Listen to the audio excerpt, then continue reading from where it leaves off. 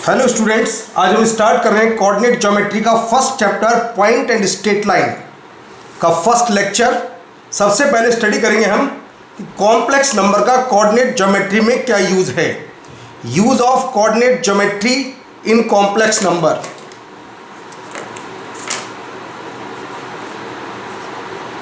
Use of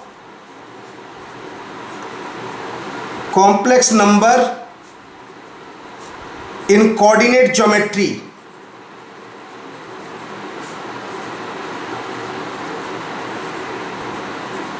हमें बताना है कोऑर्डिनेट ज्योमेट्री में कॉम्प्लेक्स नंबर का यूज क्या है। सपोज कीजिए मेरे पास ए पॉइंट है, ए के कोऑर्डिनेट है x1, y1। मैं कॉम्प्लेक्स नंबर में लिखूंगा इसे ZA x1 प्लस IY1। अगर मेरे पास B है x2 y2, तो कोऑर्डिनेट ज्योमेट्री में इसमें लिखेंगे कॉम्प्लेक्स में ZB x2 प्लस IY2। तीसरी कंडीशन, मान लो एक मेरे पास Z0 लिखा है या कोई भी O लिखा है O, और O लिखा है x0 y0, तो यहाँ लिखूंगा मैं Z0 x0 प्लस IY0। एक तो कोऑर्डिनेट को मैंने एक्सप्लेन करा, पहले बताया जो चैप्टर स्टार्ट किया था कॉम्प्लेक्स नंबर में कि किस तरीके से एक्सप्लेन किया जाता है। एक दूसरी बात, एक मैंने पढ़ाया था यूलर्स फॉर्मूला e की पावर i थीटा, याद होगा e की पावर i थीटा होता है cos theta plus iota sine theta, इसके इक्वल होता है e raise to the power i theta cos theta plus iota sine theta. Maximum question में थीटा को π/2 देता है, तो ये आ जाता है आयोटा। e की पावर i π/2 ऑलवेज होता है आयोटा के इक्वल, याद होना चाहिए ये हमेशा कि क्या कंडीशन होती है। अब इसका यूज कैसे होगा, इसका यूज करने का पैटर्न क्या है बताते हैं। पैटर्न, मान लीजिए मेरे पास एक ट्राइंगल है या एक लाइन मैं मूव करा रहा हूं, किस तरीके से देखिए जरा।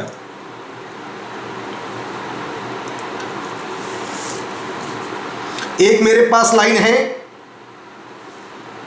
ये इस तरीके से लाइन, सपोज कीजिए ये O है,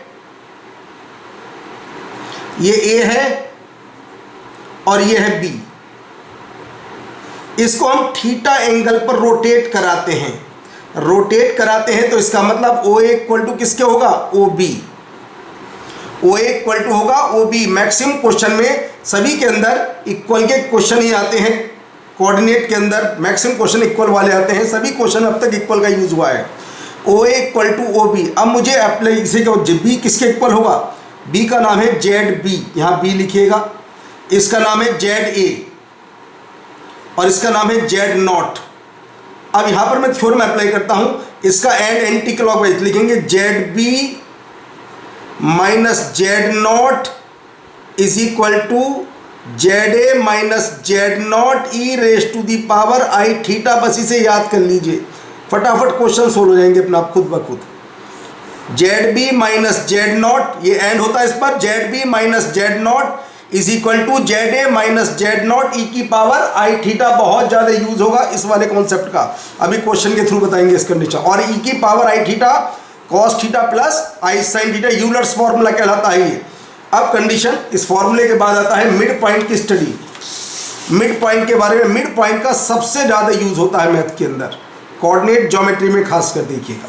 मिड पॉइंट, मेरे पास एक लाइन है AB। ए पॉइंट मुझे मालूम है x1, y1, और इसका मिड पॉइंट मुझे मालूम है, सपोज करो इसका नाम है अल्फा बीटा, और मुझे B के कोऑर्डिनेट चाहिए। देखिए M is the mid point of AB, तो मुझे B के कोऑर्डिनेट में x1 प्लस x2 y2 की बात नहीं कर रहा, B के कोऑर्डिनेट कैसे निकालते हैं। B के डायरेक्ट कोऑर्डिनेट, बीच वाले के डबल से इसको माइनस कर दीजिए, यानी कि 2 अल्फा माइनस x1। ऐसे टाइम इतना नहीं है सोल्व करने का, बीच वाले के डबल से माइनस 2 बीटा माइनस y1, ये आ जाता है इसका मिड पॉइंट। अगर तुम्हारे पास है तो कंडीशन डायरेक्ट निकल जाती है मिड पॉइंट होने के बाद। दूसरी बात, अगर ऐसा हो मिड पॉइंट 0 0 आ जाए, मान लीजिए ऐसा हो x1 y1 और ये मिड पॉइंट है O 0 0, या कोई एक भी जीरो हो सकता है, बी के कोऑर्डिनेट कुछ नहीं करना, बस इसको माइनस लगा दीजिए, आंसर -x1 -y1। बहुत ज़्यादा यूज होता है मिड पॉइंट का, इस तरीके से कंडीशन हो जाती है।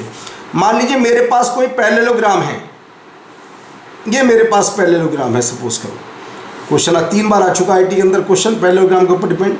सपोज कीजिए A B C D ये कंडीशन है। A मेरे पास है x1 y1, B है x2 y2, C x3 y, D है x3 y3। भाई मुझे चाहिए C के कोऑर्डिनेट। देखिए ज़्यादातर diagonal bisect to each other, ये 4 फिगर होती हैं। यह है पैरेललोग्राम,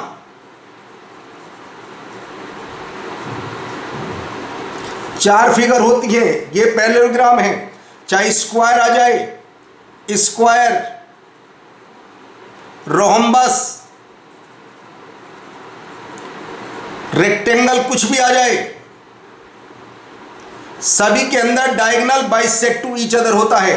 इन दोनों का मिड पॉइंट और इन दोनों का मिड पॉइंट सेम होता है, तो डायरेक्ट इसको याद करने का पैटर्न जो बहुत कम आएगा। किस तरीके, देखिए पहले वाले में पहले वाले को ऐड कर दीजिए, x2 + x3,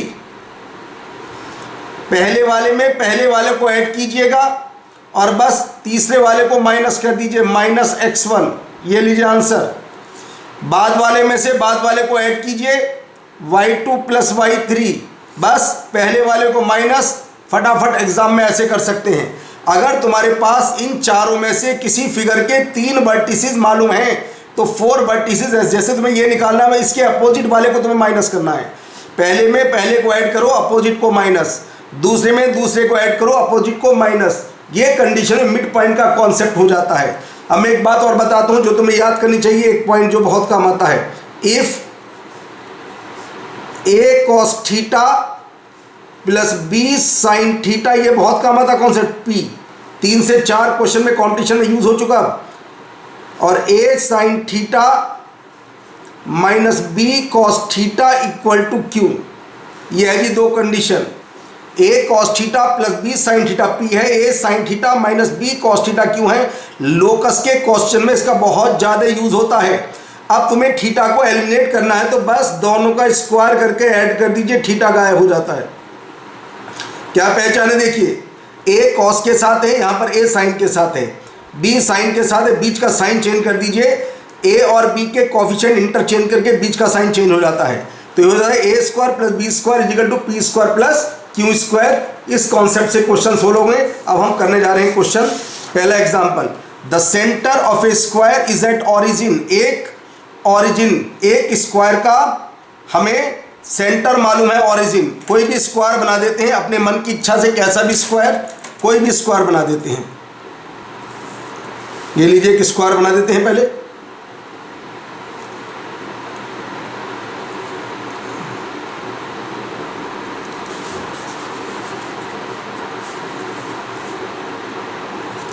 एक स्क्वायर बना लीजिए ताकि फिगर ढंग की बनेगी, तो एक्सप्लेन करना थोड़ा आसान हो जाता है डायरेक्ट।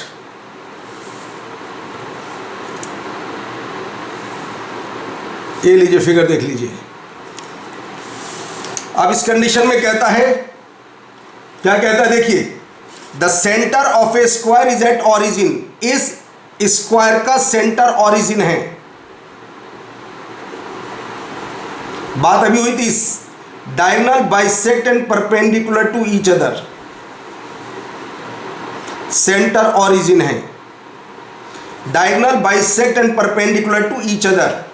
अब तुम्हें इन सभी के वर्टिस, सपोज करो इसका नाम A है, इसका नाम B, इसका नाम C और इसका नाम D, ये D हमारे कोऑर्डिनेट है। Diagonal bisect and perpendicular to each other, ये सभी एंगल 90 के होते हैं, सभी एंगल 90 के। Bisect and perpendicular to each other, सभी एंगल π/2 होते हैं ये।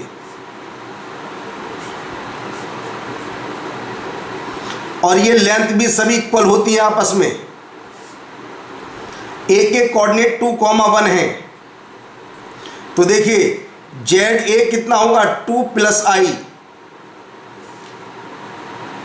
Z0 होगा 0, ZO ये होगा 0, क्योंकि 0, 0 कोऑर्डिनेट है।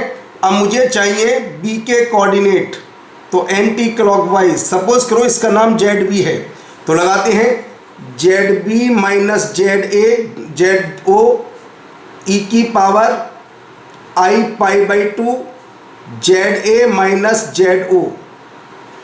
जेड बी जेड ओ तो जीरो है, ई की पाई, ये आई मैंने याद कराया था, ये है 2 प्लस आई। देखिए कितनी जल्दी फास्ट आंसर आता है, वरना सोल्व करने में बहुत ज़्यादा टाइम लगता है इन क्वेश्चन को। -1, इसलिए मैंने पहले कॉम्प्लेक्स नंबर पढ़ाया था, क्योंकि कॉम्प्लेक्स नंबर का बहुत ज़्यादा यूज होता है। देख लीजिए यूलर्स फॉर्मूले का यूज, फिर देख लीजिए Z B minus Z O e की power i pi by two, ये एंगल पाई एंटी क्लॉकवाइज लिया मैंने, pi by two Z A minus Z O. Z O की वैल्यू 0, आई का मल्टीप्लाई आगे बी के कोऑर्डिनेट -1, 2। मैंने अभी एक मिड पॉइंट की थ्योरी बताई थी, इनका 0, 0 मिड पॉइंट, बस सी चाहिए, इनके कोऑर्डिनेट के साइन बदल दीजिए, -2, -1 इसके बदल दीजिए 1, -2, ये इसका आंसर आ जाता है। अब मैं क्वेश्चन लेता हूं पैरेललोग्राम के ऊपर depend. If a parallelogram A B D C बोला इसने, ए बी डी सी। मैं फिगर बना लेता हूं पहले, कैसे बना लीजिए। अब parallelogram A B D C लीजिए, ए बी डी सी, ये पैरेललोग्राम है मेरे पास। ए के कोऑर्डिनेट है 1, 2, बी के कोऑर्डिनेट 3, 4 और सी के कोऑर्डिनेट मेरे पास 2.5। अब मुझे पहले चाहिए ए डी का इक्वेशन तो मैं निकालूंगा, मगर मेरे पास डी के कोऑर्डिनेट, अभी मैंने पॉइंट याद कराया था, एक बहुत छोटा सा पॉइंट, पहले में पहले को ऐड कीजिए, सामने वाले को माइनस कर दीजिए, तो कितना आता है देखो जरा। पहले में पहले को ऐड करते हैं और सामने वाला माइनस, दूसरे में दूसरे वाले को ऐड करते हैं और सामने वाला माइनस, और इसको मैं बोल देता हूं 4,7 आ जाता है पॉइंट, 4,7। अब इक्वेशन ऑफ ए डी अब कुछ नहीं है, इक्वेशन ऑफ ए डी अब तो कोई भी कर सकता है। सो y माइन 2 पॉइंट से पास लाइन का इक्वेशन 10th क्लास में पढ़ते थे, y2 minus y1 upon x2 minus x1 x minus 1 cross multiply 3y minus 6 5x minus 5, तो जी आंसर आता है 5x minus 3y plus 1 equal to 0। JEE Main 2019 का क्वेश्चन है, 5x minus 3y plus 1 equal to 0, C is correct answer आ जाता है। Equation of AD, AD का इक्वेशन क्या है। अब आते हैं जी पॉइंट को थोड़ा सा आगे बढ़ाने के लिए, पहले हम सेंटर की स्टडी करेंगे, कौन कौन से सेंटर होते हैं और कैसे कैसे होते हैं। पहले नाम ले रहा हूं मैं इन सेंटर।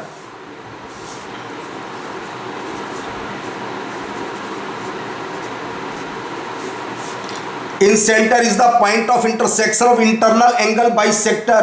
किसी थ्योरी का कोई यूज नहीं है, मैं पॉइंट बताने जा रहा हूं। Incentre is the point of intersection of internal angle bisectors.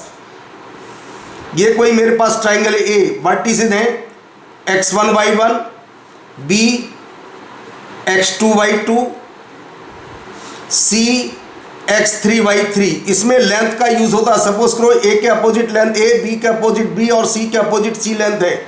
अब तुम्हें इन सेंटर का याद करने का पैटर्न बताता हूं। पहले लिखिए x1 y1, x2 y2, x3 y3। अब देखिए x1 y1 के अपोजिट लेंथ कितनी है a, इसके अपोजिट b और इसके अपोजिट c, तो बस this into this plus this into this plus this into this, तो कितना आता है देखिए ax1 plus bx2 plus cx3 upon की बात अभी करेंगे, कॉमा, अब इसको लिखिए ay1 plus by2 plus cy3, ay1 plus b/2 plus c/3 upon, तीनों में कॉमन क्या है a plus b plus c, a plus b plus c. ये आ गया इन सेंटर को याद करने का तरीका। पहले को x1 y1 इसके opposite length a, x2 y2 opposite b, x3 y3 opposite c। पहले ये लिखिएगा तीनों का ax1 plus bx2 plus cx3 upon a plus b plus c, ay1 plus b/2 plus c/3 upon a plus b plus c। Note इसके अंदर, if अगर a b c तीनों आपस में इक्वल हो जाएं तो क्या बन जाता है ये x1 plus x2 plus x3/3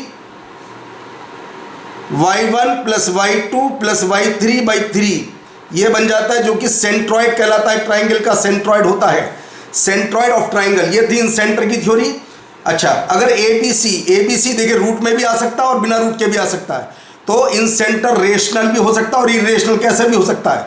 rational root में भी आंसर आ सकता है क्योंकि साइड के लेंथ के ऊपर डिपेंड है, और बिना रूट में भी आ सकता है। तो इन सेंटर रेशनल भी हो सकता है और इरेशनल भी हो सकता है। मैं बात कर रहा हूं सेंट्रॉइड। सेंट्रॉइड क्या है? जी से रिप्रेजेंट करते हैं सेंट्रॉइड को। अगर तीनों vertices x1 y1 x1 y1 x2 y2 x3 y3 है तो पहले पढ़ते हैं centroid is the point of intersection of medians होता था। तो यहां पर हमें कुछ नहीं, केवल इसका पॉइंट याद करना और कुछ नहीं।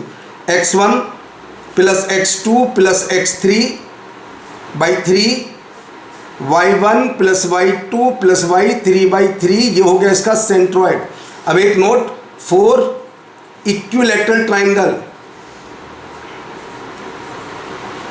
ध्यान रखना पेपर में मैक्सिमम क्वेश्चन में इक्विलैटरल का यूज करता है। 4 equilateral triangle incentre is equal to centroid. अगर एग्जाम में आता है इन सेंटर निकालिए तो सबसे आसान क्या होता है निकालना? सेंट्रॉइड। तो बस सेंट्रॉइड निकाल देना, काम चल जाएगा। हाँ समझ में आ गया?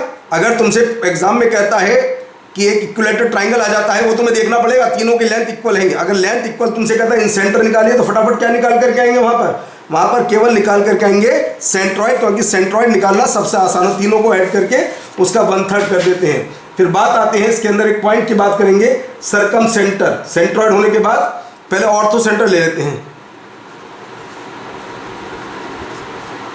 ऑर्थो सेंटर, ऑर्थो सेंटर, बस एक पॉइंट को याद करना, ज्यादा नहीं पॉइंट, जो छोटी सी बात बताने जा रहा हूं बस।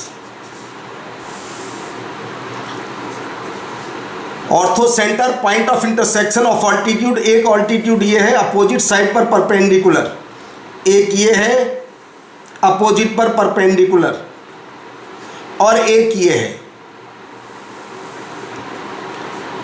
Ortho centre point of intersection of altitude, ये सपोज करो O है, कोई भी कंडीशन O की वैल्यू जो भी तुमसे फाइंड कराएगा, अल्फा बीटा मान लेना एग्जाम में से, अल्फा बीटा। अब बताइए फिगर के according AD is perpendicular to BC, और हम ऐसे भी कह सकते हैं AO is also perpendicular to BC। तो क्या करेंगे? AO का स्लोप इंटू BC का स्लोप इज इक्वल टू -1, दोनों के स्लोप का मल्टीप्लाई -1 होता है। दूसरी बात, BE is perpendicular to AC, और कह सकते हैं हम BO is also perpendicular to AC। तो हम कहेंगे slope of BO into slope of AC is equal to -1, ये दूसरी condition.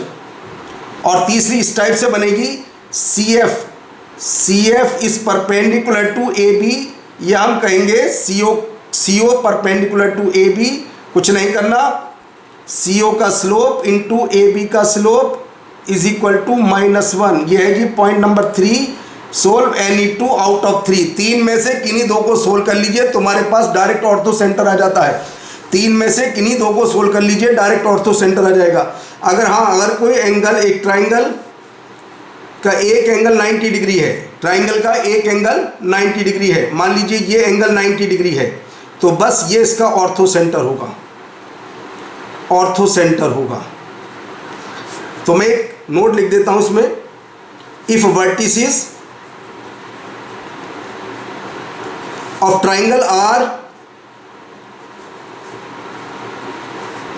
Alpha beta, beta alpha, alpha alpha, then orthocentre is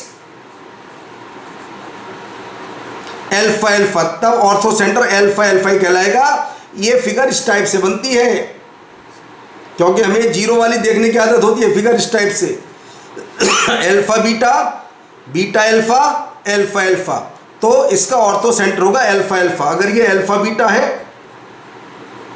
ये बीटा अल्फा, तो जी ये होता है अल्फा अल्फा, तो ऑर्थो सेंटर होता है अल्फा अल्फा। डायरेक्ट याद कर सकते हो, फायदा होगा। अब जी क्वेश्चन ले लेते हैं पहले। The in centre of the triangle with vertices, एक ट्राइंगल के वर्टिसेस में मालूम है, जरा ध्यान से देख लीजिए क्या क्या वर्टिस है, स्पीड से हाथ चलाना होता है। सपोज करो A 1√3, इसे बोल दीजिए B 0 0, इसे बोल दीजिए C 2 0। ये देखो इन दोनों की लेंथ 2 आती है, इसकी भी लेंथ 2 और इसकी भी लेंथ 2। जब सबकी लेंथ 2 है तो कैसा ट्राइंगल है? इक्विलैटरल। तो बताइए इन सेंटर किसके इक्वल होगा? सेंट्रॉइड के। बस तीनों को ऐड करके 1, यह आता है √3/3। लीजिए कितना फास्ट आंसर हो जाता है, 1,1/√3। तीनों का तुमने निकाला, तुमसे कहता है इन सेंटर, जब ये ट्राइंगल इक्विलैटरल है तो इन सेंटर किसके इक्वल होगा, ये होगा सेंट्रॉइड के इक्वल। अब कहता है locus of centroid of the triangle, एक ट्राइंगल के वर्टिसेस तुम्हें मालूम है, इसका locus निकलवाता centroid.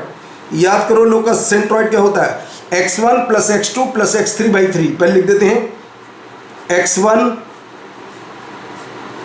+ x2 + x3/3, y1 + y2 + y3/3। कुछ नहीं करना, बहुत आराम से क्वेश्चन करना है, हमें लोकस निकालना है। t पैरामीटर है, t वेरी, t को गायब करना है बस। इसको x मान लीजिए, इसको y, जिसका लोकस निकालते हैं, एक को x एक को y। तो जब x इक्वल रखेंगे आएगा 3x - 1 किसके इक्वल आएगा, a cos t + b sin t। Equation number 1। जब इसको y के इक्वल तो आता है क्या, a sin t - b cos t = 3y। याद करो, अभी थोड़ी देर पहले एक पॉइंट बताया था, दोनों का स्क्वायर करके ऐड कर दीजिए आंसर। तुम्हें t को गायब करना है।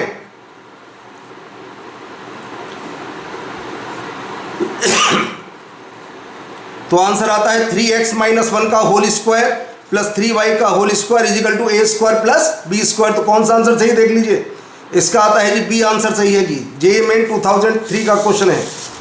अब कंडीशन ये देखिए जी, a point P moves on the line, एक कोई पॉइंट P है, Q and R, then the locus of the centroid of the triangle. पहली बात, एक काम करते हैं, P पॉइंट के अंदर एक काम करते हैं, x कोऑर्डिनेट लैम्डा बोल देते हैं। ये कहता है P पॉइंट इस पर लाई करता है, अपने मन की इच्छा से मैंने x को लैम्डा लिया, तो बताओ y कितना होगा,